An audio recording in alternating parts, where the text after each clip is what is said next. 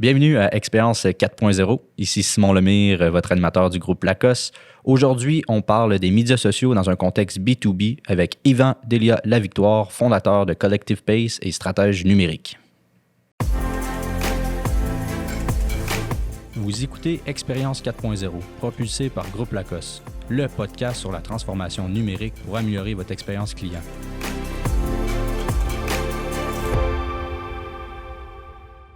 Yvan, hey, merci. Ça fait plaisir. Merci d'être avec nous. Je suis content de t'avoir. Honnêtement, on se connaît depuis déjà un petit moment quand même là, du milieu sportif. Oui. Puis aussi, on a plongé dans le numérique un peu ensemble là, dans nos débuts avec Lacoste. Merci honnêtement d'être avec nous. Stratège numérique, fondateur de Collective Pace. Puis tu as aussi un énorme passé, tu as de l'expérience dans le milieu de tout genre, honnêtement. Un énorme passé. Bon, oui, non, tu as passé de plein Oui. d'affaires. Là. De milieu sportif à aussi milieu des affaires quand même. Explique-moi un peu, conte-moi un peu, là, sans s'éterniser, là, mais un peu de où tu viens, Yvan. OK. Je vais faire ça short and sweet. Yep. Mais en gros, c'est ça. J'ai pas toujours évolué dans le sport. J'ai pas toujours évolué dans le numérique. Par contre, tu sais, j'ai un peu comme tu t'expliquais, j'avais un background plus TI marketing qui m'a évidemment amené à aller du côté corporatif dès ma graduation chez Ultramar. Fait que j'ai fait ça pendant 4 ans. Ça allait quand même bien. Tu sais, avec le recul, je regarde ça, c'est un apprentissage intéressant d'un point de vue, tu sais, vision de grande entreprise et aussi gérer, on va dire, les différentes dynamiques dans les grandes entreprises. Mais après 4 ans, je trouvais qu'il y avait quand même un vide. Je cherchais quelque chose d'autre. Tu le sais, on se connaît en raison du soccer, là, fait que c'est sûr que ça a fini par me rattraper. Puis c'est ça, en 2010, j'ai un peu, on va dire, j'ai fait un break professionnel pour me diriger, en fait. Puis je dis ça maintenant, on dirait que c'était réfléchi, mais c'était pas du tout réfléchi pour me concentrer sur tout ce qui était rédaction de blog dans le soccer. OK. Fait que c'est parti de ça. Je dirais pas, tu sais, avec le recul, je pense que ça a été un projet qui était plus un passion project, qui aurait peut-être pu devenir quelque chose de plus business. Mais ce que ça m'a amené plutôt, c'est de tout apprendre un peu par moi-même du côté numérique, là. Mm-hmm. Fait que autant partir un blog WordPress, à gérer le blog, à designer des nouveaux templates WordPress, à apprendre ce que les médias sociaux font dans la vie, apprendre à tweeter, apprendre à designer des... Tu sais, il y avait une variété de services ou en fait d'apprentissage que j'ai développé pendant cette période-là. Puis, comme c'était vraiment principalement soccer, ben, ça a amené un peu à m'intéresser, pas m'intéresser à l'Impact, mais m'intéresser au côté numérique de l'Impact. Oui. Puis, parce que tu as travaillé à l'Impact de Montréal quand même pendant plusieurs années. Là. C'est ça. Fait qu'en 2011, vers la fin de l'année, l'Impact m'a approché parce qu'eux rentraient à MLS en 2012. Ouais. Ils cherchaient quelqu'un pour s'occuper du contenu numérique, qui à l'époque, je pense que c'était plus du côté communication. Fait que quand je suis rentré, j'étais plus le côté communication, mais j'étais un peu un one-man show en termes de rédaction numérique, médias sociaux, gestion de site web, des fois traduction, un peu de rédaction aussi. Fait que c'était pas mal...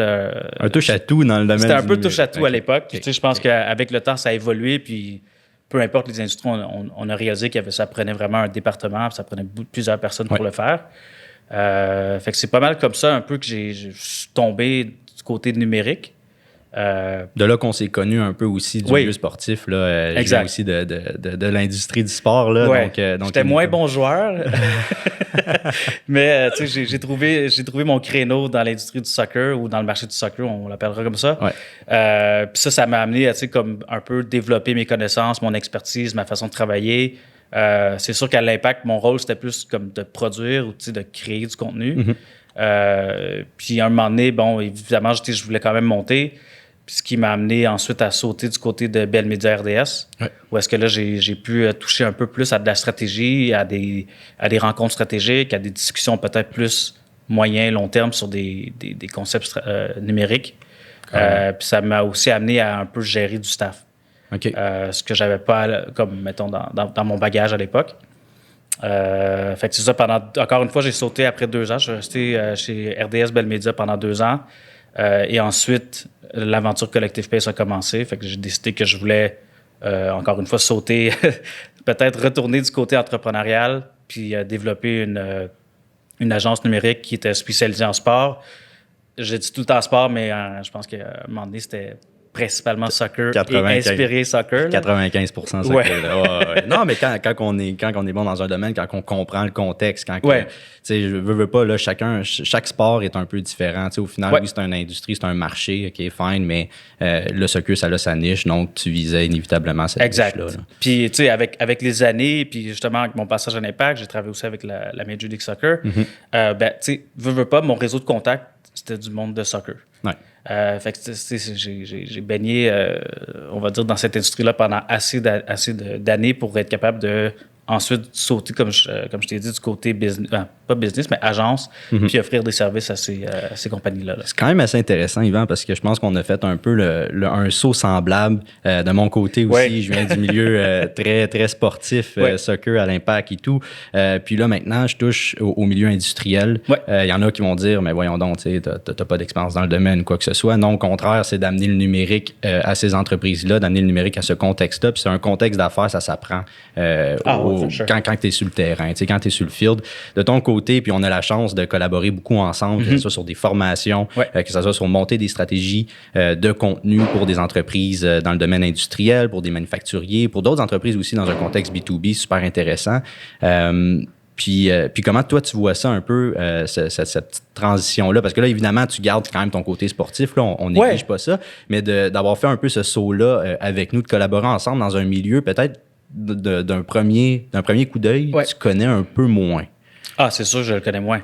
Mais, tu sais, puis pour reculer un peu, comme, oui, je gérais beaucoup le côté sportif. D'un premier coup d'œil, mais là, maintenant, tu le connais quand même. Maintenant, assez je le connais bien. Ouais. Tu sais, je comprends un peu plus les dynamiques, surtout. Okay.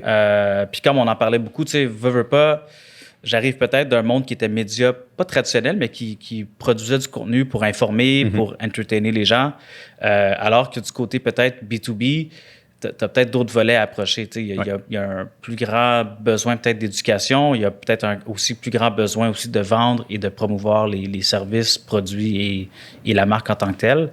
Et évidemment, ben, veux pas, c'est aussi des auditoires qui sont très différents. Parce qu'on le sait, mettons, dans un côté sportif, dans un côté peut-être B2C, ben, c'est des gens qui ont des intérêts, c'est des gens qui ont, tu sais, on va aller chercher peut-être les facteurs démographiques, les facteurs peut-être, on va dire, interest-based.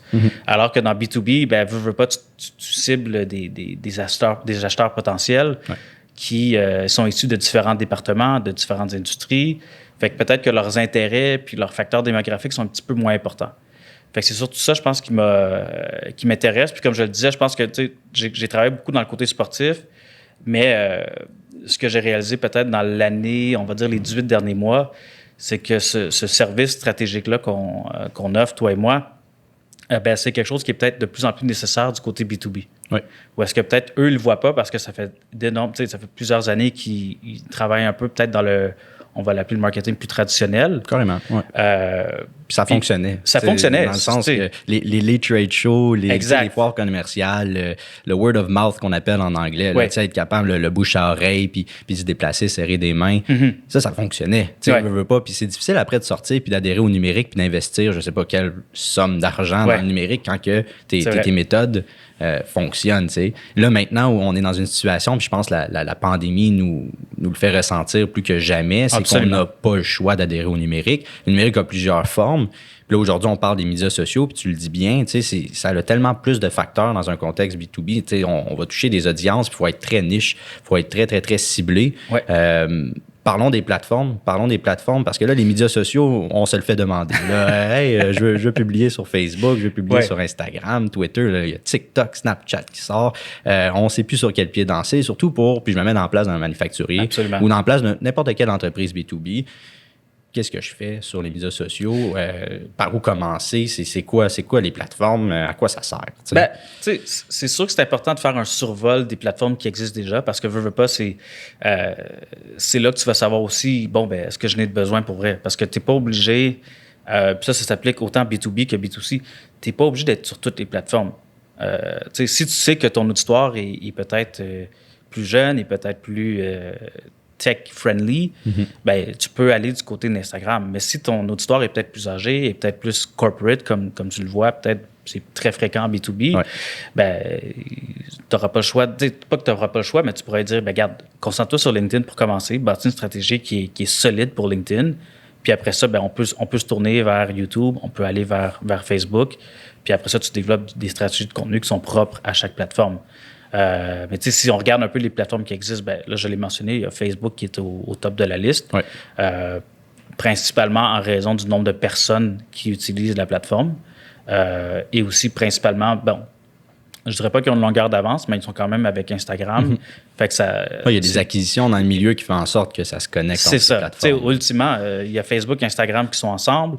Après ça, tu vas avoir un LinkedIn qui comme j'avais mentionné, on s'en parlait, là, mais c'est Microsoft qui gère la plateforme de LinkedIn. Ouais. Fait que c'est quand même une autre plateforme qui est solide. Puis ensuite de ça, ben, tu as YouTube qui appartient à Google. Bon. Fait que, si on s'en tient à ces 4 plateformes que je viens de mentionner, je pense que on comprend que c'est des outils qui sont solides, qui sont robustes et qui sont backés un peu par des grosses compagnies, veux pas. Puis... Mais carrément. Puis tu sais, tu marques un point, ces 4 plateformes-là. Après, il y a une statistique qui est sortie, 84% des cadres supérieurs utilisent les médias sociaux pour étayer leurs décisions d'achat. Okay? Bon. C'est un haut pourcentage. Okay? Dans le milieu B2B, encore une fois, je spécifie, là, mais dans le milieu B2B. Après, je pense que tu marques un point. Il y a 4 quand même plateformes robustes. Il y a 4 plateformes qui ont un pouvoir quand même assez immense. Mais être sur les 4 en même temps, des fois, ça peut faire peur. Des fois, c'est peut-être pas la meilleure des solutions au début. Ouais. Donc, en choisir peut-être quelques-unes en fonction un peu de ce que tu as dit, tous les facteurs démographiques. Absolument. Puis, de créer tes personas dans un premier temps. Créer un peu à qui tu veux adresser ton message. C'est ça. Puis, tu sais, aussi, c'est comment tu veux l'adresser aussi. Parce que, tu sais, tu peux dire à quelqu'un d'être sur YouTube, mais si la personne ou la compagnie a peut-être pas les ressources ou a peut-être pas l'investissement ou est peut-être pas prêt à faire de la vidéo comme pour YouTube, ben, tu peux le mettre comme stratégie peut-être sur un plan de 3-5 ans puis dire, OK, comme on a YouTube dans notre radar, on commence à parler de ça, on commence à développer peut-être un concept autour de ça. Mais entre-temps, on peut se concentrer sur Facebook puis sur LinkedIn puis on fait du lead acquisition, par exemple, sur LinkedIn. Parce que sur YouTube, oui, tu peux faire un peu de l'acquisition de leads, mais peut-être que tu vas peut-être être plus dans un profil de développer ton image de marque, de présenter des concepts ou des trucs et astuces par rapport aux services et aux produits que tu offres. Ouais. Et là, YouTube devient une plateforme qui devient intéressante pour toi. Tu marques un point, honnêtement, par rapport à ce que YouTube peut offrir, à ce que Facebook peut offrir, à ce qu'Instagram, Twitter, LinkedIn peut offrir. On revient souvent là-dessus, les cadres de certaines entreprises industrielles, je dirais même toutes B2B, c'est quoi mon ROI? J'investis dans les médias sociaux, qu'est-ce que ça va me rapporter? Ben, je mets un point puis tu vas pouvoir peut-être en ajouter là-dessus. Ouais. Ça dépend des objectifs, ça dépend de ce qu'on veut offrir, puis ça dépend de combien on est prêt à mettre. Puis moi, je pense que, puis un truc qui est important à dire, c'est que les plateformes sociales, là, les Facebook, YouTube, LinkedIn, Twitter, Instagram, name it, c'est gratuit. C'est des plateformes qui sont gratuites de base pour mettre son contenu. Après, là où ce que ça coûte de l'argent, c'est de produire le contenu, puis c'est jusqu'à où on veut aller, parce que c'est un peu le limitless dans la mesure que tu peux faire ce que tu veux. Au final, ça dépend de ton budget, ça dépend de ton investissement, ça dépend de ce que tu es prêt à faire, mais après aussi, ça dépend de tes objectifs. Ça dépend de où est-ce que tu veux aller, essaie d'aligner les deux. T'sais. Puis je pense, si mettons, tu as des personnes qui t'approchent tout de suite en disant « c'est quoi mon ROI », en partant, si tu bâtis une stratégie avec eux autres, tu dois tout de suite, selon moi, mettre des objectifs de conversion. Fait que ce soit des conversions de visite de site web, ça c'est, on va dire, pas le plus facile, mais le plus simple. Mais tu as aussi des objectifs de conversion qui vont être de remplir des formulaires, de télécharger des documents ou des brochures, ou est-ce que là, tu as en retour une adresse courriel, ou même des conversions justement d'achat ou d'acquisition de produits et services en ligne. Là. Carrément. Fait que je pense que, tu sais, en partant, si ton besoin d'avoir un retour sur investissement pratiquement immédiat ou, tu sais, d'avoir un retour sur investissement en fonction de ce que tu produis, bien, ce serait bon d'avoir au moins un objectif de conversion. Je pense que c'est un must. Il faut que tu y ailles avec cette mentalité-là. Puis, je te disais, conversion, ça peut être de l'acquisition de leads, qui n'est pas énormément compliqué quand tu penses, quand tu as une bonne stratégie, quand tu sais quoi offrir à ton auditoire cible. Puis, je le mentionne souvent, puis on le voit aussi, là, c'est des brochures d'informations, des e-books, de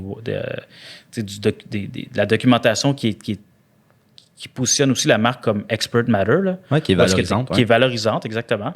Puis, rendu là, je veux dire, l'avantage aussi pour on va dire la compagnie, c'est qu'elle détient maintenant une information, une adresse courriel, un point de contact avec un lead potentiel. Puis après ça, tu le définis dans ton sales funnel, à quel point est-ce qu'il est qualifié pour passer à la prochaine étape. Puis il est là, le ROI au final. Puis ce que tu viens de dire, en fait, c'est extrêmement pertinent. C'est la méthodologie inbound qu'on a parlé aussi dans d'autres podcasts, dans les 2 épisodes avant. Mais tu sais, tout ce qui est le inbound, nous, on tourne autour de ça. On gravite autour du inbound ou du ABM. Puis on prend en parler aussi davantage, là, d'être un petit peu plus into it. Mais en gros, c'est d'attirer justement ces prospects-là, ces leads-là. Puis c'est comme ça qu'on peut calculer plus facilement un ROI, tout dépendant encore une fois de son objectif. C'est ça. Mais c'est d'avoir les outils en place aussi. Tu as les outils. Parce qu'après, si ton site web, il est pas, mettons, on parle des fondations, si ton site web, il est pas valorisant, ou du moins, il est pas fonctionnel, il est pas optimisé, puis après de ça, t'as pas les technologies, ou du moins, t'as pas les fondations en place pour recueillir ce lead-là, ce prospect-là,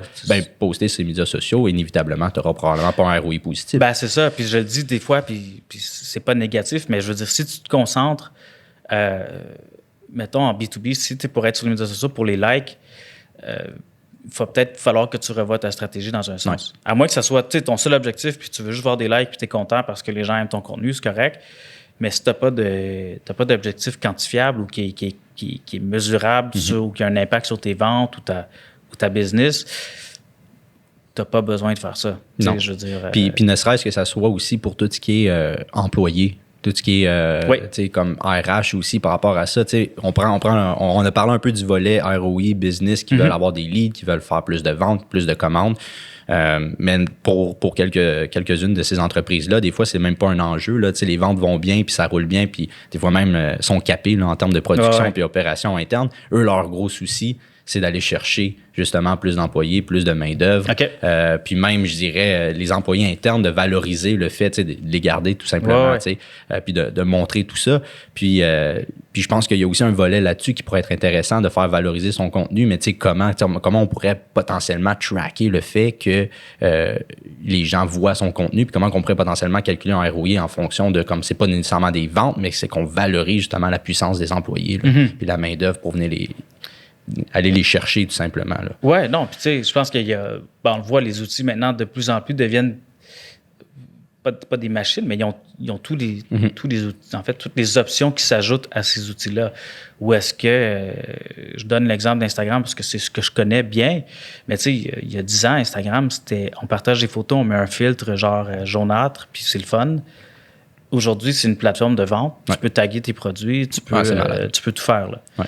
Encore une fois, tu sais, comme tu parlais d'emploi, tu regardes LinkedIn, tu regardes Facebook, c'est 2 plateformes qui sont très puissantes pour aller chercher des candidats potentiels. LinkedIn, tu peux pratiquement aller chercher l'industrie puis la job exact, puis avoir une liste de candidats potentiels à qui tu peux targeter des publicités. Fait que, tu sais, je pense qu'à ce niveau-là, c'est ton retour, tu vas l'avoir là parce que tu veux pas, tu peux mettre une annonce dans le journal, sauf que tu n'as pas des stats générales de comme on a imprimé 50 000 copies de ce journal-là. Après ça, tu ne sais pas à qui tu t'adresses. Tu ne sais pas si la personne elle a été captive à ce que tu as mis dans ton annonce. Fait que tu sais, le côté quantitatif, le côté data, c'est une bonne chose, mettons dans un contexte B2B, d'avoir accès à ces données-là presque instantanément. Là. Du moment où est-ce que tu publies ton post, tu vois tout de suite le nombre de personnes qui le voient, le nombre de personnes qui ont agi, qui ont interagi, le nombre de personnes qui ont commenté, liké, etc. Puis là, c'est là que tu vois vraiment que ton contenu est performant, ton contenu va t'amener justement, on parlait de retour, un retour éventuellement. Là. Carrément, carrément. Puis je veux dire quelque chose aussi par rapport à la façon dont on peut valoriser justement ce contenu-là. Puis c'est cité, tu sais, le taux de clic sur un contenu d'une entreprise, il est 2 fois plus élevé si c'est un employé aussi qui le partage en interne que si on fait juste le mettre de façon organique. De là où c'est important aussi de mobiliser un peu ces gens en interne quand on utilise ces plateformes. Publier pour publier, OK, good. Mais tu sais, comment tu peux valoriser ton contenu de façon aussi organique, pas juste payant, tu sais. Puis c'est intéressant ça parce que c'est HubSpot justement qui l'ont dit, là, la fameuse plateforme HubSpot qu'on prône à côté, qui va aider justement au funnel, tout simplement au parcours d'achat de tout le monde. Mais c'est quand même intéressant parce qu'après, on peut parler aussi du organique puis du payant, voir comment on peut valoriser certaines publications de façon organique. Puis après, quand est-ce qu'on a besoin d'un petit boost, puis payer pour faire valoriser justement notre... Puis tu sais, je pense que Facebook, c'est le Employee Advocacy Program. Je ne sais pas si c'est le bon choix de mots, là, mais c'est Employee Advocacy, où est-ce que justement, ils veulent mettre de l'avant les publications, on va dire, de comptes de gens plutôt que des comptes de compagnies ou de marques. Ouais. Parce qu'ils réalisent justement qu'il y a des interactions plus élevées. Après ça, tu peux même mettre ce programme-là en place, mais au final, ta stratégie puis ta discussion à l'interne est plus importante aussi parce que c'est là que tu vas te dire, OK, comme faut que dans un sens, quand tu bâtis ta stratégie, que tu impliques les stakeholders importants dans une compagnie pour qu'eux soient capables de mobiliser les gens autour d'une information, autour d'un contenu que tout le monde doit mettre de l'avant ou qu'on aimerait que tout le monde mette de l'avant. Puis je pense qu'à ce niveau-là, c'est un hybride entre un travail interne qui est fait entre la philosophie de l'entreprise puis la façon d'aborder les médias sociaux pour que tout le monde ils trouvent leur compte dans un genre. Puis aussi d'utiliser justement les options qui sont offertes par ces plateformes-là pour dire, OK, comme là, Facebook a vu justement que, les comptes personnels fonctionnent plus, comment est-ce qu'on s'adapte à ça? Ouais. Fait que c'est sûr qu'il y a un travail de s'adapter justement à la plateforme dans un volet. Puis le deuxième volet, comme je l'ai dit, c'est de s'adapter à l'interne aussi, de dire, OK, comment est-ce qu'on est capable de produire du contenu qui mobilise, qui encourage les gens à partager, qui encourage les gens à publier. Puis des fois, ça peut être simple comme, tu crées un dossier partagé où est-ce que tu mets mettons que c'est des photos que tu partages ou des visuels, tu le partages à tout le monde. Tu dis, hey guys, on a ce projet-là qu'on a lancé. On a mis quelques photos disponibles que vous pouvez partager à votre guise, quelques exemples de publications, de messages à utiliser. N'hésitez pas à nous contacter si vous avez des questions sur comment publier ou comment faire passer le message. C'est des bons trucs. C'est des bons trucs pour mobiliser justement l'équipe interne et de faire rouler le contenu le plus rapidement possible. Exact. Il y a différentes façons d'aborder un contenu, comme on le sait. Ton département des ventes va l'attaquer peut-être plus de façon directe pour aller chercher peut-être d'autres leads. Contactez-moi en DM ou en message privé. Alors que peut-être ton département de ressources humaines ou d'opérations va avoir une vue différente sur ce projet-là, par exemple. Carrément. Fait que je pense que c'est intéressant d'avoir différents points de vue et différentes façons de publier la même information. C'est quand même assez pertinent. J'espère que ceux qui nous écoutent, ils vont prendre ces trucs-là. Oui, on peut faire pause et prendre des notes. Prendre des notes. Mais ça m'amène un peu à la prochaine, la prochaine phase d'un peu de notre discussion qui est quand on débute un peu justement cette stratégie de contenu-là, par où commencer. Il y en a beaucoup, honnêtement, on se fait appeler, on se le fait demander. Je veux publier, je veux être plus visible sur Facebook. OK, good. Puis on demande pourquoi. C'est la fameuse question, mais pourquoi tu veux? Pour ci, ça. Puis là, finalement, on revient un peu aux bases de établir une stratégie de contenu, établir une stratégie de médias sociaux.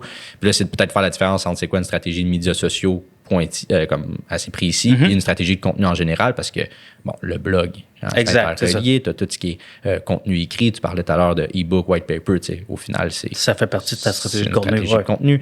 Fait qu'Yvan, je te pose la question, là, par où qu'on commence?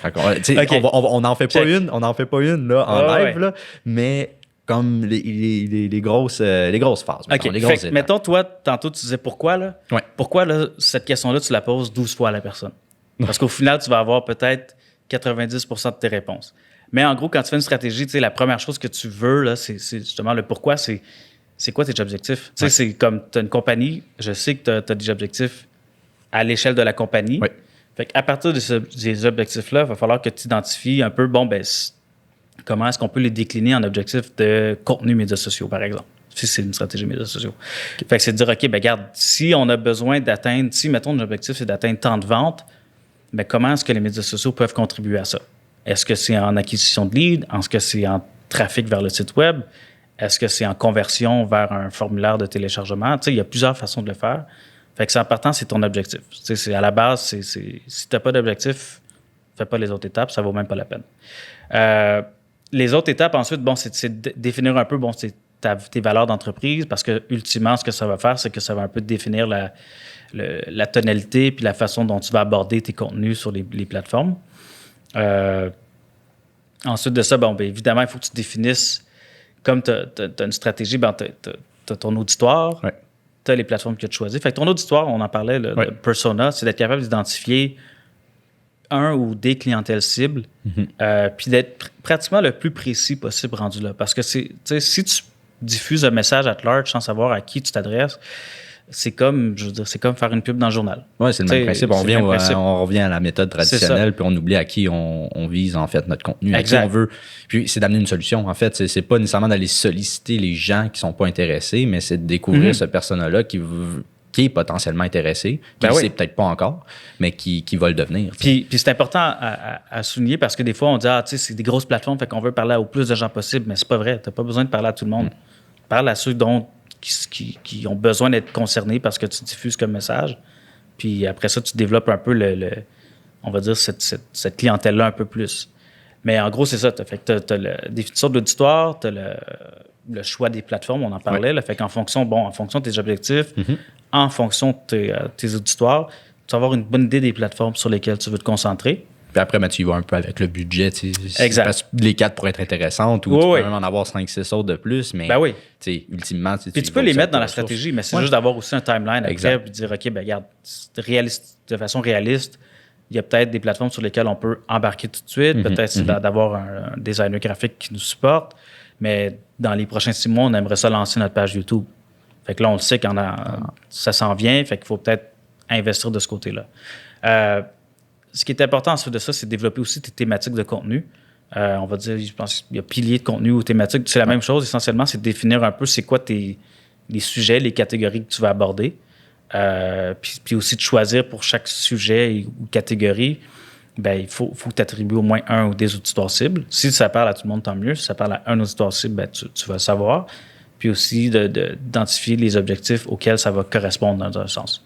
Puis ça, c'est important aussi parce que veux pas, tu vas avoir plein d'idées. Là, souvent, on parle de stratégie, mais les gens pensent souvent que c'est juste comme OK, on va faire un post. Ouais. Ça va être le fun. Là. C'est la partie le fun. Là.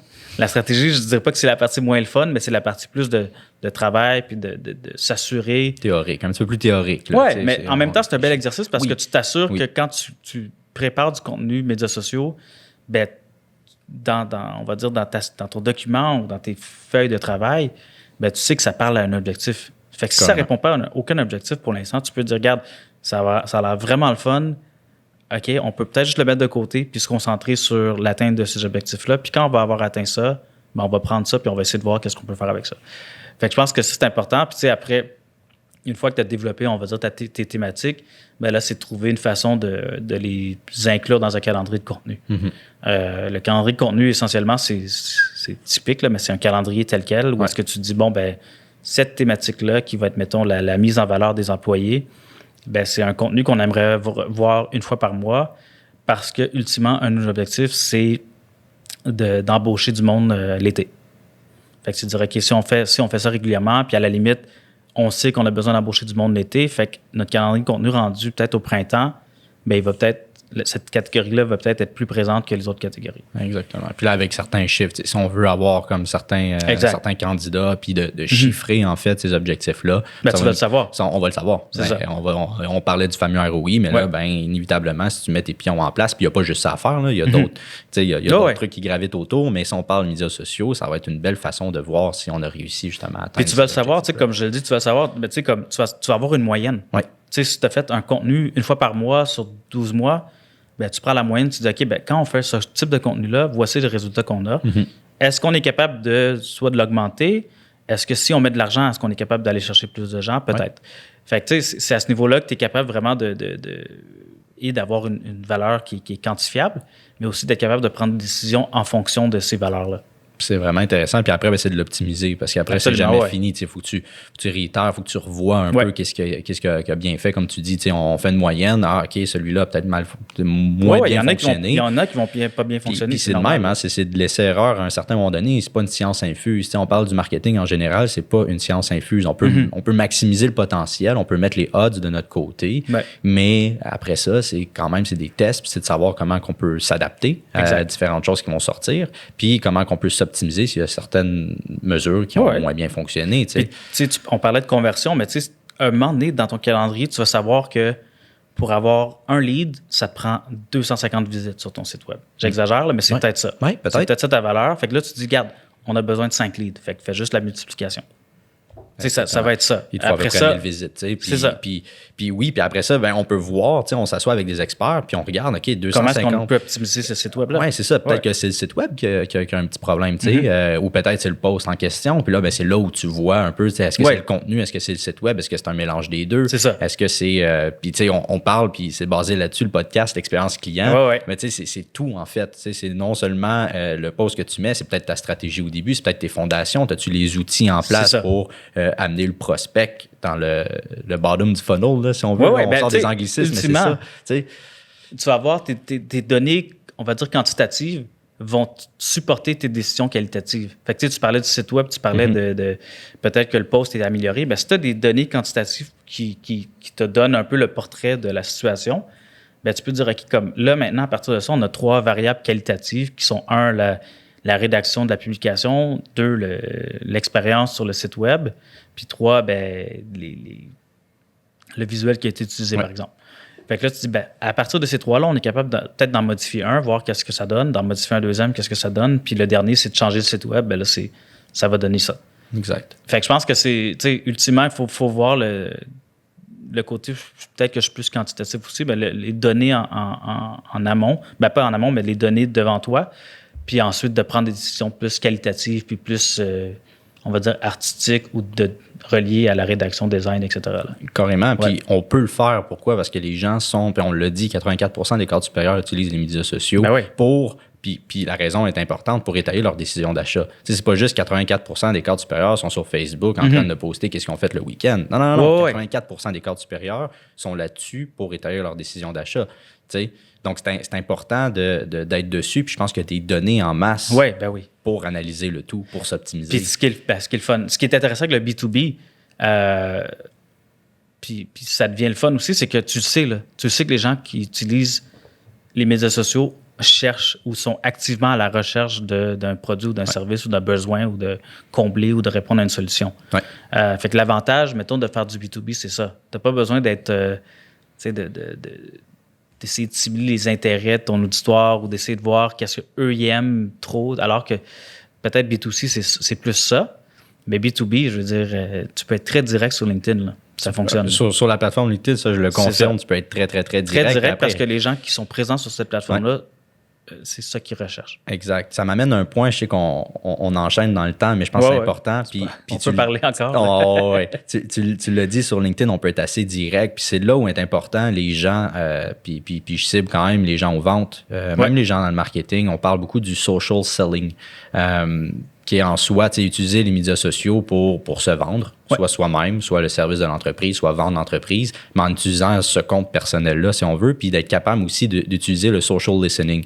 Donc, on en parlera, là, mais grosso modo, c'est quoi le social listening, social selling? C'est d'être capable de voir sur les médias sociaux, si on parle de social listening, de voir qu'est-ce que nos personas ils font. C'est qui les décideurs, comment ils interagissent avec la plateforme, c'est quoi le type de contenu qu'ils publient, puis d'être aussi à l'aise à commenter, d'interagir avec ceux-ci sur LinkedIn. Puis les gens, ils s'attachent beaucoup plus à une personne qu'à une entreprise, à part, certaines exceptions dans le marché, mais souvent, on s'attache à une personne. Donc, si toi-même, tu peux promouvoir ta marque, ton entreprise, ton service de façon valorisante sur les médias sociaux, puis t'interagir avec les acteurs importants de ton industrie parce que tu as observé ce qu'ils font, puis tu as observé la manière dont eux ils interagissent avec, mais tu vas maximiser les chances de justement faire valoir ton contenu, puis tu vas maximiser les chances d'avoir des leads intéressants aussi. Tu peux être direct sur la plateforme aussi, si on prend LinkedIn comme un exemple. Fait que ça, c'est intéressant parce que ce concept-là aussi, ça dépend à quel... Où est-ce que tu veux l'amener? Parce que sur LinkedIn, je trouve ce qui est intéressant aussi, c'est les gens que, ils ont un objectif de vente, c'est totalement normal, mais ils sont capables aussi d'inclure peut-être les nouvelles de l'industrie ou des concepts qui ne sont pas encore tout à fait, qui sont nouveaux, mais qui peuvent peut-être piquer la curiosité de personnes. Fait que je pense que c'est d'être capable de développer comme une genre de mini, encore une fois, stratégie de contenu qui fait en sorte que la personne qui ultimement va vendre des produits pour une compagnie X, Y, Z, elle apporte de la valeur sur la plateforme et non genre « Hey guys, on a ça à vendre, écrivez-moi par message privé. » Il est vu comme un expert. Tu vis comme un expert, puis ça devient, veut pas, une source parce qu'au final, évidemment, ça vient avec la fréquence de publication et la façon dont tu utilises la plateforme, mais tu deviens top of mind. Ou est-ce que la personne, si elle a besoin de répondre à un problème quelconque, ben, elle va penser à toi parce qu'elle se rappelle que tu as partagé tel article ou tel contenu récemment. Exact. Je pense que c'est intéressant, ça aussi. Ben, on peut même enchaîner la citation de Simon Sinek. Hein? Les gens n'achètent pas ce que vous faites, ils achètent pourquoi vous le faites aussi. Ouais. Fait que valoriser plus ce côté-là sur les plateformes sociales, puis pas juste dire c'est ça que je vends, mais plus comme pourquoi je le fais, puis tu l'as bien dit, de mettre en valeur certaines statistiques, certains concepts, certaines nouvelles dans l'industrie, que peut-être ton produit ou ton service va être mis de l'avant. Fine, parce que tu offres une solution finale. C'est ça. Tu sais, tu as beaucoup de produits et services qui viennent répondre à des besoins dans une ville, dans une communauté ou dans une industrie quelconque. Fait que peut-être que l'histoire qui est intéressante, c'est le gain, mettons, d'une personne, d'une communauté par rapport à l'utilisation de ce produit-là. Fait que ça, je pense que d'un côté, peut-être story selling, là, ça devient intéressant parce que tu dis, bon, ben c'est pas juste comme une genre de bannière où est-ce que tu mets tes services puis tes promotions de l'avant. C'est plus les bienfaits puis les bénéfices puis les avantages que les gens ont pu trouver en fonction du produit ou du service que tu as mis en place. Carrément. Non, c'est bien dit, puis c'est exactement ça. C'est vers là qu'on s'enligne. Puis je termine là-dessus, Yvan, mais au final, on englobe l'expérience client au complet avec les médias sociaux. C'est extrêmement important. Au final, on veut suivre, puis en anglais, on dit « buyer journey », mais tout ce qui est parcours d'achat, si on veut, de notre acheteur potentiel. Puis il passe inévitablement beaucoup par les médias sociaux. C'est une plateforme qui est accessible. On l'a dit, c'est des plateformes qui sont gratuites d'entrée de jeu. Ça devient payant si tu veux vraiment aller propulser publicité. Exactement. Mais au final, c'est gratuit. Donc, les gens sont dessus. Ils s'informent énormément là-dessus. Donc, pourquoi pas l'utiliser à son plein potentiel pour suivre l'expérience client en complet. Ça devient un outil à part entière. Je veux dire, tu utilises Microsoft Excel à ton bureau, utilise LinkedIn aussi. C'est un outil de vente comme un autre. Tu peux l'intégrer à des CRM. Tu peux tout faire. Je pense qu'à ce niveau-là, il ne faut pas sous-estimer. Puis il ne faut pas non plus Souvent, on va regarder les médias sociaux comme c'est un outil genre de jeu ou de perte de temps. Si tu veux perdre du temps, tu vas perdre du temps. Ça, c'est clair. C'est facile de scroller sur Instagram ou sur Facebook puis regarder des vidéos. Puis au final, tu ne vas rien apprendre. Mais si tu dis, j'investis dans une stratégie, j'investis dans une équipe ou dans des ressources qui vont m'aider à atteindre mes objectifs de médias sociaux, ben là, tu vas dire, écoute, au final, j'ai peut-être besoin de passer genre 1h30, mettons le matin, ou divisé en 2, puis ça s'arrête là. Non, mais tu sais que l'heure que tu as investi ou le temps que tu as investi durant la semaine, durant ta journée, il va avoir un retour. Parce que tu sais que ces contenus-là, on répond à des objectifs, encore une fois. Comme tu parlais de Buyer Journey, répondre à une auditoire qui est rendue à peut-être une étape importante dans le Buyer Journey, où est-ce que là, tu vas intégrer un contenu qui répond à ça ou qui l'aide à trouver la réponse à son problème ou prendre une décision. Et ça devient stratégique. Là. C'est pas un mauvais jeu de mots, mais tu utilises les médias sociaux comme tu utiliserais un outil quelconque de business. Là. Carrément. C'est une belle vitrine numérique. Puis là-dessus, honnêtement, je pense que c'est important aussi de se former. Tu sais, nous, on fait des formations ensemble. On a un programme de formation autant chez Lacoste que chez Collective Pace, La Victoire, que t'offre justement ce principe-là, ce programme de formation-là pour rendre les gens autonomes. Absolument. Je pense qu'il faut, comme on parlait de démocratiser un peu le côté numérique, je pense que c'est important. Surtout dépendant des industries, je pense que c'est quelque chose qui est encore comme un point d'interrogation ou comment est-ce qu'on fait le saut ou comment est-ce qu'on commence. Puis, veut pas, ça commence par l'éducation. Puis aussi pas de simplifier les termes, mais juste de bien expliquer les différentes nuances, les façons de publier, les différences d'une plateforme à l'autre. Puis on en parlait de stratégie aussi, c'est de dire, OK, comme oui, c'est le fun les médias sociaux, mais ça te prend une stratégie. Puis fait que de mon côté, moi, c'est ça que je prône, c'est de dire, OK, moi, je suis peut-être plus du côté B2C. On fait beaucoup de formations B2B, mais dans un contexte B2C, c'est d'accompagner peut-être les entrepreneurs ou les plus petites entreprises à dire, OK, comme je fais la stratégie, mais OK, j'ai aussi des outils puis le know-how maintenant pour exécuter cette stratégie-là. Carrément. Fait que c'est là que ça devient intéressant aussi parce que là, comme on en parlait, ça devient ça devient un outil de travail qui t'aide à atteindre tes objectifs de vente. Là. Puis il y a tellement plusieurs concepts. Là, on en a parlé de quelques-uns, puis on n'a pas assez de temps d'1 heure pour tout en parler. C'est pour ça qu'il y a des formations disponibles. Il faudrait faire une V2.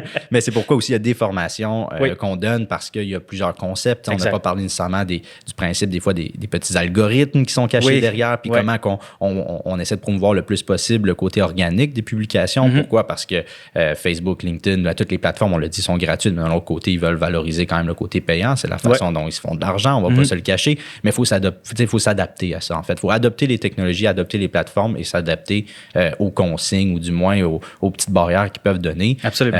Fait que ça pourra faire partie peut-être d'un deuxième épisode ensemble. Puis après, tout ce qui englobe les médias sociaux, comme j'ai dit, ça peut faire peur, puis ça peut être vu comme un gros investissement. Mais encore une fois, si tu adoptes bien les technologies, puis tu adoptes bien les plateformes, puis tu es quand même relativement bien formé aussi dans le milieu, ça va être possible pour toi de plus facilement créer ton contenu. Si tu as une bonne stratégie en place, inévitablement, ça va être plus facile pour toi de créer le contenu, d'avoir une équipe aussi pour créer ton contenu aussi à l'interne. Tout le monde peut se lancer la balle pour avoir des choses qui vont être diffusées sur les plateformes, valoriser l'entreprise, puis ainsi atteindre ses objectifs.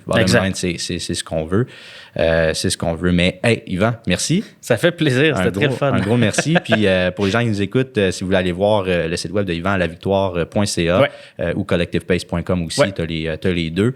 De notre côté, lacoste.com, on est en ce moment en refonte de site web. Good. Donc là, pour l'onglet podcast et tout, ça va être sorti probablement plus à la fin août. Donc, on se tient informé par rapport à ça. Mais n'hésitez pas à nous contacter si jamais vous avez quelconque demande là-dessus. Puis si les formations vous intéressent, on est là pour vous aider. Absolument. Dans le contexte B2B de notre côté, du moins, ça va être super intéressant. Puis on est toujours en train d'optimiser les formations avec les différentes sorties. Là, LinkedIn vient de sortir quelque chose de spécial. Fait qu'on va aller regarder ça. Puis on revient avec ça. Yvan, merci encore. Ça fait plaisir. Merci de m'avoir accueilli. Parfait. Fait que je vous dis à la prochaine. Salut.